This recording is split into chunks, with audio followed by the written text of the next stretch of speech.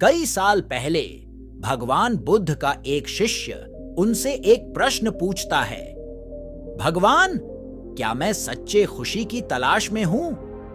भगवान बुद्ध मुस्कुराते हैं और शिष्य को एक छोटी सी कहानी सुनाते हैं।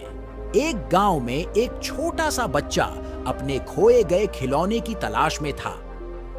वह गांव के हर कोने कोने में खोजता रहता, लेकिन खिलौना नहीं मिलता। उसके दोस्त और परिवार वाले उसे बताते रहते कि वे नए खिलौने देने के लिए तैयार हैं, लेकिन वह खोए गए खिलौने को ही चाहता था। बच्चा बहुत ही दुखी हो जाता है। वह बड़े संवेदनशील थे और बार बार रोता था। वह अपने दुख को बहुत गहराई से महसूस करता। एक दिन उसके एक दोस्त ने उसे एक खिलौने की छवि दिखाई और बताया कि यह उसका खोया हुआ खिलौना है। बच्चा बहुत खुश हो जाता है और उसके आंसू खुशी के आंसू बन जाते हैं। फिर भगवान बुद्ध अपने शिष्य से कहते हैं, इस कहानी का सार है, खुशी और खोए गए चीजों के पीछे नहीं, बल्कि हमारे मानसिक स्थिति में है। हमें अपने अंतरात्मा की तलाश करनी चाहिए और जब हम उसे पा लेते हैं तो हम खुशी को पा लेते हैं। इस कहानी से हमें यह सीखने को मिलता है कि असली खुशी हमारे भीतर है, हमारे मानसिक स्थिति में है और हमें इसे खोजना है। खोए गए खिलौने की तलाश में हम अक्सर अपने जीवन की असली खोज को भूल जाते हैं। गौतम बुद्ध की यह कहानी हमें याद दिलाती है कि सच्ची खुशी हमारे भीतर है और हमें उसे पाने के लिए अपने मानसिक स्थिति को संशोधित करना होता है।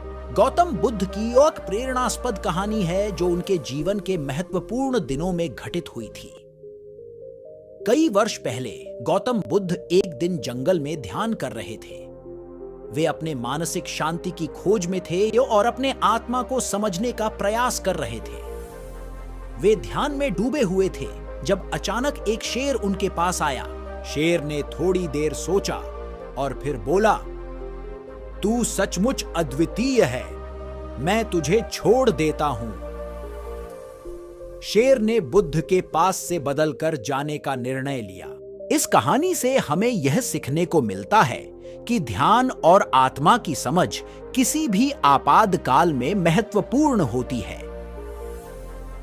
गौतम बुद्ध ने अपने ध्यान और आत्मा की खोज में संयम और समझ दिखाया, जो हमें अपने जीवन में भी अनुपम सफलता प्राप्त करने के लिए प्रेरित कर सकते हैं। तो दोस्तों, आपको ये वीडियो कैसी लगी आप हमें कमेंट्स करके जरूर बताएं और अगर आपको वीडियो अच्छी लगी हो तो हमारे चैनल को सब्सक्राइब जरूर करें। अपना बहुमूल्य समय देने के लिए धन्यवाद।